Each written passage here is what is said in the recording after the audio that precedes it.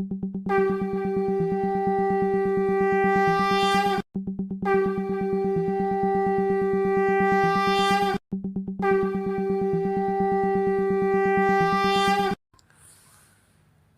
पुरुषोत्तमम। श्री ठाकुर जी के एक भक्त हुए श्री M.K. जजोड़िया। इनके जीवन में एक ऐसी घटना घटी कि ठाकुर जी साक्षात इनकी रक्षा किए। वो लिखते हैं कि वो जिला दीमापुर जो नागालैंड राज्य में स्थित है, वहाँ हार्डवेयर के एक अच्छे व्यवसायी हैं। उन्होंने श्री ठाकुर की दीक्षा 1990 में ग्रहण की और एक निष्ठावान सत्संगी के रूप में जाने जाते हैं। उस समय वहाँ बोडोस की गंभीर समस्या चल रही थी। एक दिन उनको किसी अपरिचित व्यक्ति ने पत्र में लिखा कि आप 5 लाख रुपए की व्यवस्था करके रखिएगा, हम लोग कल रात्रि आपके आवास पर रुपए वसूली के लिए पहुंचेंगे।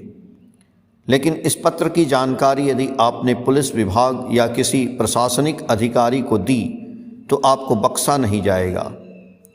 पत्र देखते ही जजोड़िया जी घबरा उठे। वह सोचने लगे कि श्री ठाकुर की दीक्षा के उपरांत सब कुछ ठीक ठाक अच्छे ढंग से चल रहा था, मुझसे क्या त्रुटि हो गई जिसका यह परिणाम मुझे भोगना पड़ रहा है। उन्होंने 5 लाख रुपए बैंक से निकाला और उसे पूजा स्थल पर श्री ठाकुर की छवि के समक्ष रख दिया। रात्रि 10 बजे से ही वह श्री ठाकुर की छवि के सामने नाम ध्यान पर बैठ गए।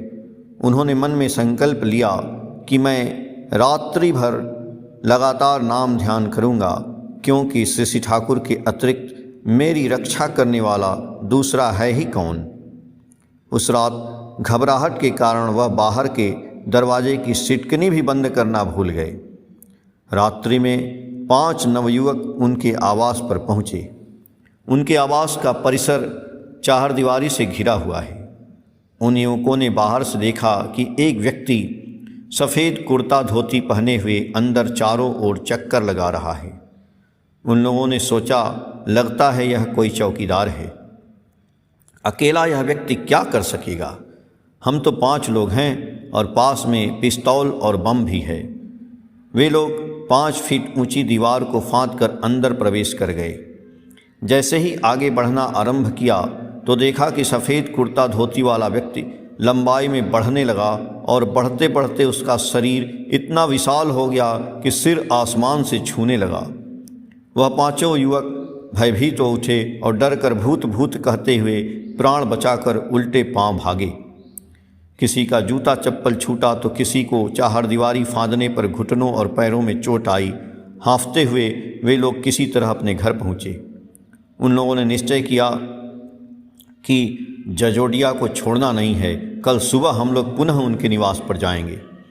दूसरे दिन लगभग 9 बजे सुबह वे लोग उनके निवास पर पुनः पहुँचे। खुला दरवाज़ा पाकर सभी घर के अंदर प्रवेश कर गए। जजोड़िया जी कमरे में बैठे हुए थे।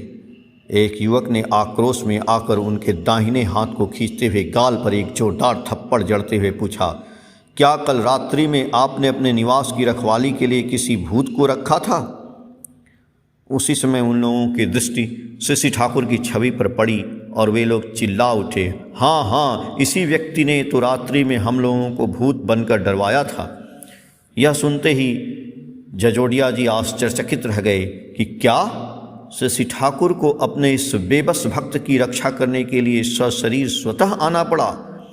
उनके नेत्रों से अश्रु फूटकर बहने लगे और वह सोचने लगे कि जैसे द्वापर युग में भगवान श्री कृष्ण ने द्रौपदी की रक्षा चीरहरण के समय की थी, ठीक उसी के समान आज श्री ठाकुर ने मेरी भी रक्षा की।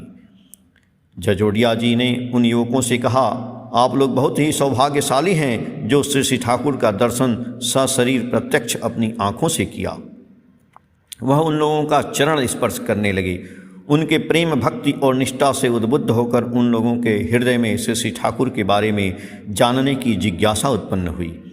उन लोगों ने पूछा, यह कौन महापुरुष हैं?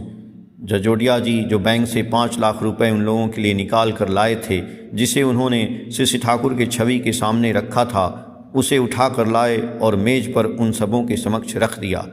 तत्पश्चात शशि ठाकुर के दिव्य जीवन दर्शन, अपनी स्वतः अनुभूति और दया जो उन्होंने और उनके परिवार के सदस्यों ने दीक्षा के उपरांत पाई और निरंतर पाते ही जा रहे हैं, उसे सविस्तार सुनाया। उनके याजन से सभी आत्मविभोर और रोमांचित हो उठे। उनमें से 4 युवकों ने दीक्षा ग्रहण करने की अपनी प्रबल इच्छा व्यक्त की। जजोडिया जी ने उसी समय जाकर दीक्षादाता द्वारा उन लोगों को शशि ठाकुर का महामंत्र दिलवाया। उन लोगों ने जजोडिया जी को अपनी कृतज्ञता प्रकट की। जजोडिया जी ने उन्हें चलते समय 5 लाख रुपए सहर्ष देना चाहा। उन लोगों ने कहा, आप हम लोगों को शर्मिंदा न करें। जजोडिया जी का चरण स्पर्श करते हुए उन युवकों ने कहा, आपकी दया से हम लोगों ने जीवन में आदर्श पा लिया। उन लोगों ने जजोडिया जी को पूर्ण आश्वासन दिया कि हम सभी लोग पूरी निष्ठा और भक्ति से शशि ठाकुर के निर्देशों का अपने जीवन में पालन करने की चेष्टा करेंगे। शशि ठाकुर की दया और करुणा से उन लोगों का संपूर्ण जीवन परिवर्तित होकर अमृतमय बन उठा। सातवती जनवरी 2010, पेज संख्या 24-25 से। जय गुरु।